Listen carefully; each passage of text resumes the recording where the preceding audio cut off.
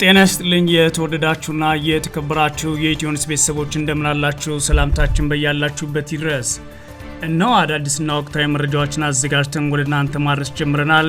ከኢትዮ ኒውስ መረጃዎች ጋር አብራችሁ እንድትቆዩ ግብዣችን ነው። በቅድሚያ አማርስ ዜናዎችን አስቀድማለሁ። በአማራ ክልል የተለያዩ አካባቢዎች በአገዛዝ ጦርና ፋኖ ኃይሎች መካከል በቀጠለው ውጊያ ከፍተኛ ሰብአዊና ቁሳዊ ጉዳት መድረሱ ተሰምቷል። የአማራ ፋኖ ብሔራዊ ንቅናቄም ባህር ዳር ዙሪያን ጨምሮ በጎጃም ወሎና ሸዋ ባደረገው ውጊያም በአገዛዙ ጦር ላይ ከፍተኛ ኪሳራ አድርሻለሁ ሲል አስታውቋል። በሸዋ ቀጠና የፋኖ ኃይሎች በኦሮሚያ ክልል ልዩ ኃይል ላይ ጥቃት መፈጸማቸውንም ያስታወቁት በዝርዝር እናየዋለን። በኦሮሚያ ክልል ምስራቅ አርሲ ዞን 16 ሰዎች ታግተው ተወሰዱ። በታጣቂዎች ታግተው ከተወሰዱት ውስጥ ሁሉም የኦርቶዶክስ እምነት ተከታዮች ሲሆኑ አብዛኛዎቹ ደግሞ የአማራ ብሔር ማንነት ያላቸው ናቸው ተብሏል። ከመኖሪያ ቤታቸው በታጣቂዎች ታግተው የተወሰዱት ውስጥ አንዱ ካህን ከነሚስታቸው ሲሆን አንዱ ደግሞ ከ3 ልጆቻቸው ጋር መታገታቸውን ኢትዮ ኒውስ ነዋሪዎችን ጠይቋል። በዝርዝር ነው ያለን። በኢራን ላይ አሜሪካና እስራኤል የሚፈጽሙትና በአጸፋው ኢራን በአካባቢው ሀገራት ላይ የምትፈጽመው ጥቃት ባለፉት 24 ሰዓታት በቁልፍ ተቋማት ላይ ጭምር ቀጥሏል። የአውሮፓ የባህር ደህንነት ተቋም ደግሞ መርከቦች ከየመን የባህር ክልል እንዲለቁና የሁቲውን ጥቃት ለመከላከል ዝግጅት እንዲደረግ ጥሪ አቅርቧል።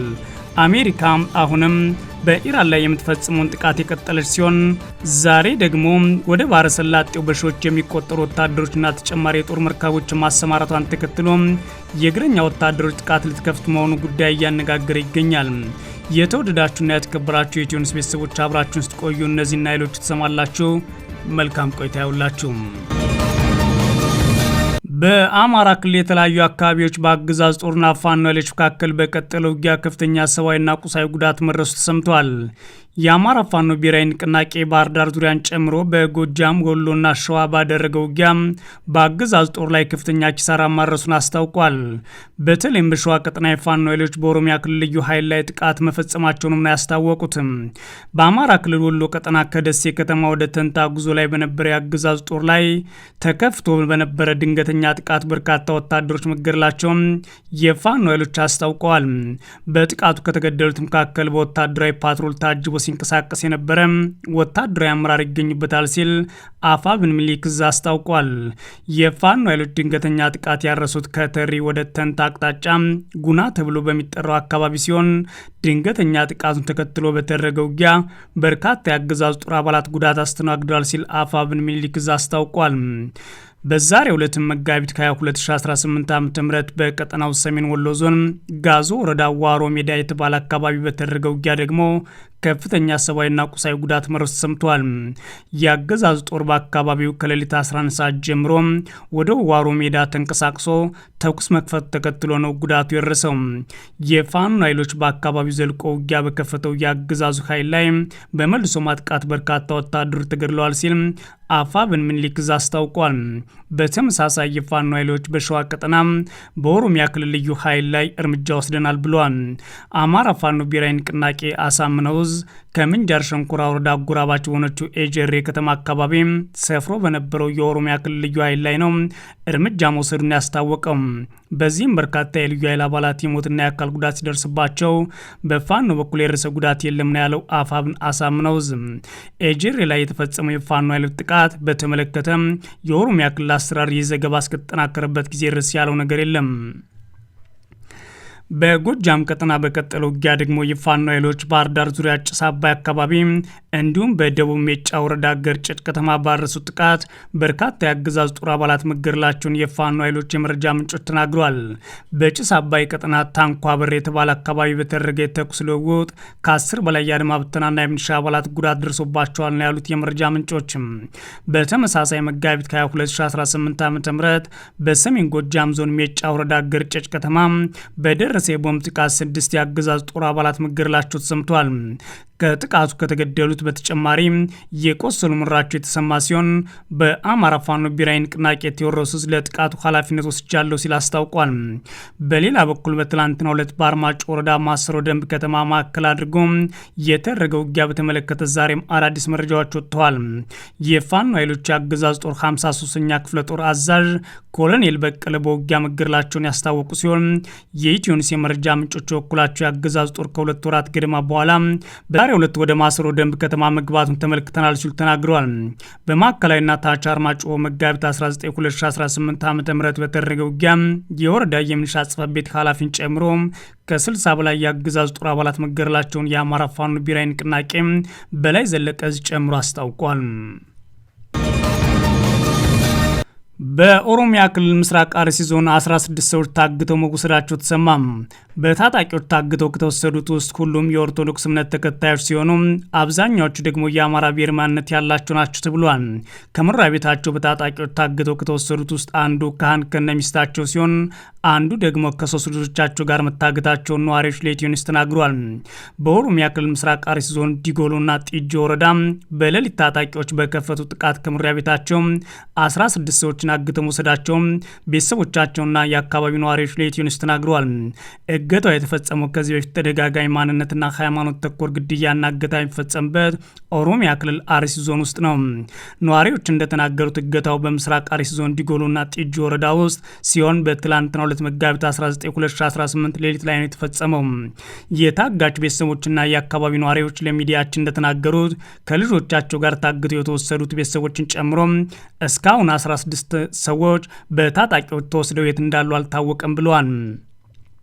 በዚህ መጋቢት 19 2018 ዓ.ም ከምሽቱ 3 ሰዓት አካባቢና ድጋሚ ሌሊት ላይ ታጣቂዎቹ መንደሮችን በመክበብ 16 የኦርቶዶክስ እምነት ተከታዮች ተለይተው በአጋጆች ተወስደው የት እንዳሉ አልታወቁም ያሉት ነዋሪዎች ታጋቾቹም ዘላለም እንግዳ ሰፋ፣ ተሻገር እንግዳ ሰፋ፣ ከተማ ከበደ ኦዳ፣ ከበበ ከበደ ኦዳ፣ ንጉስ በልሁ አስፋው እንዲሁም ሽፈራው በልሁ አስፋው፣ ተፈሪ ሽመልስና ሀብተ ሚካኤል የተሰኙ እንዲሁም ለገሰ ተሾመ ማመጫና አበራ ጠጋ አፍራሴ ከሁለት ልጆቻቸው ማሞ አበራና ለማ አበራ ጋር እንዲሁም ተገኑ አበራ ጠጋ ከተባለ ሌላኛው ልጃቸው ጋር አንድ የሃይማኖት አባት ደግሞ ከነ ሚስታቸው ጋር መታገታቸውን ተናግረዋል።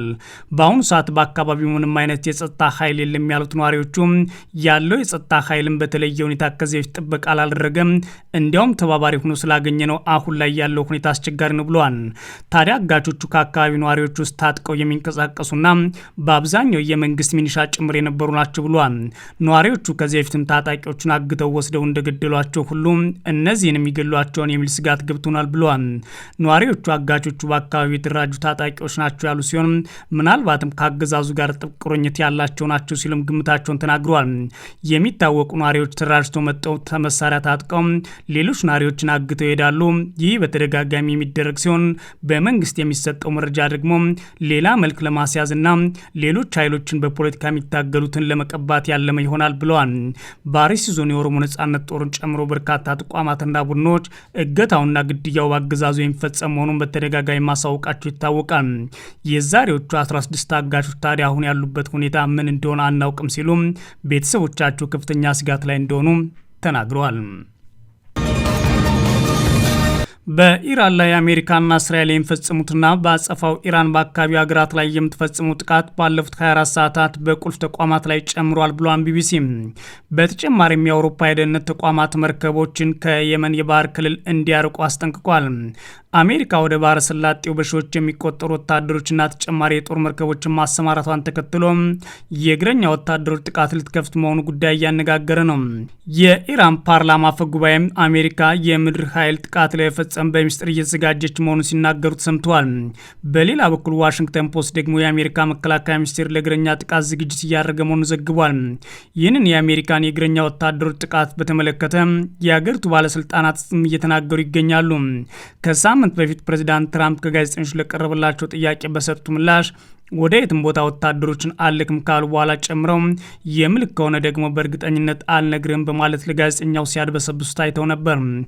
ባለፈው አርብ ደግሞ የአሜሪካ የውጭ ጉዳይ ሚኒስትር ማርኮ ሩቢዮ እንደተናገሩት አሜሪካ እግረኛ ወታደሮችን ማሰማራት ሳያስፈልጋት ዓላማዋን ማሳካት ትችላለች ብሎ ነበር። ባለፉት ቀናት ወደ ባህረ ሰላጤው የተሰማሩት ወታደሮች ጉዳይ ለፕሬዚዳንት ትራምፕ አማራጮችን ለመስጠት ነው በማለት ለሚፈጠረው ያልታሰቡ ሁኔታዎች ዝግጁ ለመሆን ሁልጊዜም ለፕሬዚዳንቱ አመች ሁኔታ ማመቻቸት ነው ብለዋል። ቅዳሜ ዕለት 3500 የሆኑ የሰራዊት አባላት የሚይዘው ዩኤስ ትሪፖሊ የተባለው የጦር መርከብ ወደ አካባቢ መድረሱን የአሜሪካ ጦር ማዕከላዊ ዕዝ አስታውቋል። ይህ ታዲያ በአሁኑ ሰዓት በቀጠናው የእግረኛ ሰራዊት ለማሰማራትና ምናልባትም መተላለፊያ የሆርሙዝ ወሽመጥን ለማስከፈት አሜሪካ እያሰበች እንደሆነ ብዙዎች እየተናገሩ ነው። የየመኑ ሁቲ ታጣቂ ቡድን በቀይ ባህር በኩል በሚያልፉ መርከቦች ላይ ጥቃት መፈጸም እንደሚጀምር ማስጠንቀቁን ተከትሎ ደግሞ የአውሮፓ የባህር ጉዞ ደህንነት ተቋም መርከቦች ከየመን የባህር ክልል እንዲርቁ አሳስቧል። የአውሮፓ ህብረት የትራንስፖርትና ደህንነት ተቋም በኢራን የሚደገፉ ሁቲዎች በንግድ መርከቦች ላይ ጥቃት ሊፈጽሙ ስለሚችሉ በተለይም ከቀይ ባህርና ከኤደን ባህረ ሰላጤ እንዲርቁ አስጠንቅቋል። ይህ ማስጠንቀቂያ ያወጣው የሁቱ አማጽያን ቅዳሜ ዕለት በእስራኤል ላይ ሚሳኤሎችን ከተኮሱና ተጨማሪ ጥቃቶችን እንደሚፈጽሙ ካሳወቁ በኋላ ነው። ሰፊውን የየመን ግዛት የሚቆጣጠሩ ሁቲዎቹ ከህንድ ውቅያኖስ የዓለም አቀፍ የንግድ መስመር ወደ ሆነው ቀይ ባህር መግቢያ በሆነው የባብል መንደብ መተላለፊያ ላይ ጥቃት በመፈጸም የንግድ መርከቦችን እንቅስቃሴ ማደናቀፍ አቅም አላቸው ይላል ቢቢሲ። የአውሮፓ ህብረት የባህር ኃይል ተልእኮን ጨምሮ እንዳስጠነቀቀው ከአሜሪካና ከእስራኤል ጋር ግንኙነት ያላቸው የንግድ መርከቦች ያለው ስጋት እስኪቀንስ ድረስ ከየመን የባህር ክልል መራቅ ለደህንነታቸው ጠቃሚ ነው ብሏል። የደህንነት ተቋም ባወጣው ሪፖርት ላይ ታዲያ በቀይ ባህር ለሚተላለፈው ከእስራኤል ጋር ግንኙነት ላላቸው መርከቦች ያለው ስጋት ደረጃ ከፍተኛ ነው ብሏል። ጨምሮም በቀይ ባህር በኩል የሚያልፉ ከአሜሪካና ከእስራኤል ጋር ግንኙነት የሌላቸው መርከቦችም ስጋት ያለባቸው ሲሆን ይህም በመካከለኛ ደረጃ ላይ ይገኛል ብሏል። በሌላ በኩል በኢራን የሚደገፉት ሁቲዎች ለ2 ዓመታት ከጋዛ ውስጥ ጦርነት በተካሄደው ጊዜ የእስራኤልን ጥቃት በመቃወም ለፍልስጤማውያን ያለውን ድጋፍ ለማሳየት በቀይ ባህር በሚተላለፉ መርከቦች ላይ ጥቃት ሲፈጽሙ እንደነበር አስታውሶም አሁንም ጥቃቶቻቸውን ሊፈጽሙ ጫፍ ላይ ናቸው ብሏል። ይህ በእንዲህ እንዳለ በኢራን ላይ አሜሪካና እስራኤል የሚፈጽሙትንና በአጸፋው ኢራን በአካባቢው ሀገራት ላይ የምትፈጽመው ጥቃት ባለፉት 24 ሰዓታት በቁልፍ ተቋማት ላይ ጭምር ቀጥሏል ይላል ቢቢሲ። ትላንት ቅዳሜ በተባበሩት አረብ ኤሚሬትስ በሳምንቱ ውስጥ ከኢራን በኩል ከተፈጸሙ ጥቃቶች ከፍተኛው የባሊስቲክ ሚሳኤል አጋጥሟታል። ኤሚሬትስ ግሎባል አልሙኒየም የተባለ ተቋም አቡዳቢ ውስጥ በሚገኘው ዋነኛ ማምረቻው ላይ በተፈጸመ ጥቃት ከባድ ጉዳት እንደደረሰበትና በርካታ ሰራተኞች መቁሰላቸውን አስታውቋል። በዓለም ላይ ካሉ ትልልቅ አምራቾች መካከል አንዱ የሆነው የባህሬን የአልሙኒየም ማምረቻ ተመሳሳይ ጥቃት ተፈጽሞበታል። በኩዌት ዓለም አቀፍ አውሮፕላን ማረፊያ ላይ በተፈጸመ ጥቃት የራዳር መቆጣጠሪያ ስርዓቱ ከፍተኛ ጉዳት እንደደረሰበትም ተዘግቧል። ከአሜሪካ ጋር ባላቸው የቀረበ ግንኙነት ምክንያትና የጦር ሰፈሮችን በማስተናገዳቸው ምክንያት የኢራን የበቀል ጥቃት ኢላማ የሆኑት የመካከለኛው ምስራቅ ሀገራት የጦርነት ቀጥተኛ ገፈት ቀማሾችን አሁን ቀጥለዋል። የኢራን ሚሳኤሎችና ድሮኖች የነዳጅ ተቋሞቻቸውን ከመምታታቸው በተጨማሪ የሆርሙዝ ወሽመጥን በመዝጋታቸው ምርቶቻቸውን ለመሸጥ ተቸግረው ምጣኔ ሀብታዊ ኪሳራም እየገጠማቸውን ይላል ቢቢሲ። ጦርነቱ እንዲቆም እየጠየቁ ያሉት የባህረ ሰላጤው ሀገራት በአሜሪካ ቅድ መሰረት ይደረጋል ተብሎ የሚጠበቀው ድርድር ውስጥ ለመሳተፍም እየጠየቁ ነው። በኢራን ላይ በተከፈተው ጦርነት ሰበብ ቀውስ የገጠማቸው ሀገራቱ ወደፊት ከአሜሪካና ከኢራን ጋር በሚኖራቸው ግንኙነት ላይ የተለያየ አቋም ይዟል ማለት ቢቢሲ ዘግቧል። የተወደዳችሁና የተከበራችሁ የኢትዮ ኒውስ ቤተሰቦች መረጃዎቻችን እነዚህ ነበሩ። መልካም ጊዜ እመኛለሁ።